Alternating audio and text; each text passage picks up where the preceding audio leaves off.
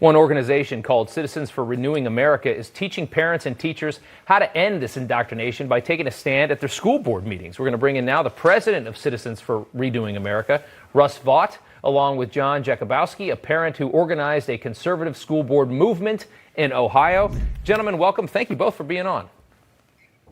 Thanks for having us. Thanks, Rob. It's an honor. Of course, yeah, a couple of good dads here. Russ, tell us about this toolkit that your organization has created. What is this about? Sure. One of the things that we think is important for leadership is for people to be knowledgeable and to know exactly what they're talking about and to be well prepared when they go into the public arena, and that courage will come from that and that they will be well prepared.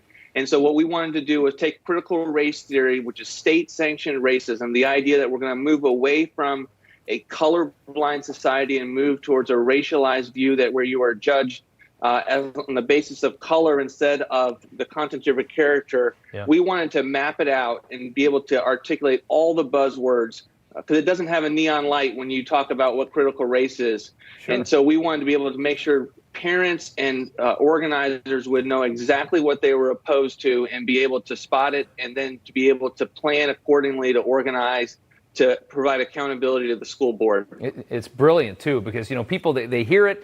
People need to know exactly what it is, how insidious it is, because everybody right now it's like the third rail. Nobody even wants to touch this thing because you're afraid you're going to get called a racist, and that's how they win, and that's the problem. John, I want to ask, when did you realize how bad this has gotten? Well, it actually goes back quite a ways for me. My journey started when I traveled the world to places like Central America, Southeast Asia, East Africa, when I met with President Kagame and talked about genocide in Rwanda in 1994 and how race played a critical component in genocide. It awakened me to how special America is. And as I began to celebrate the founding ideals that Martin Luther King Jr. and Frederick Douglass and Abraham Lincoln celebrated, those were the things that motivated me to love America. And then this last year, we experienced a great shift. And that shift led to eventually Biden on his first day being president, canceling the 1776 Commission and advancing the 1619 Project in critical race theory. I started hearing from hundreds of people, including my brother-in-law, who's a citizen from Guatemala, now a citizen of the United States, who said we have to do something about this. So that's when we took action, and we've seen a tremendous response. And John, how bad? I mean, you're in Ohio. Tell us how bad it is, in your area.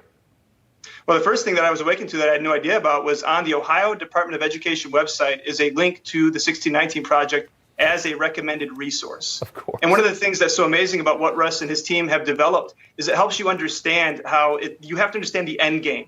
The end game is the destruction of the constitutional order. It is a diabolical attempt to take everything that this nation was founded upon from the vantage point of the Declaration of Independence and base it upon Karl Marx's theories that go back to a white European from the 19th century. So understanding it for its wholeness helps us see how it's entering into our schools in much less insidious ways with keywords and phrases like white fragility and white privilege. And those are the things that are tipping us to how deep it already has reached, even to states like Ohio. Right. Russ, we only have a few seconds left. We're heavy tonight, but just give us your final top-line thoughts here on this. Yeah, I think last year was a galvanizing year with the pandemic, with parents hearing their Zoom calls and their teachers, and also the violence in our streets, which comes from a viewpoint. If you think the system is racist and flawed, what are you going to do? You're going to tear down institutions. You're going to light your cities on fire.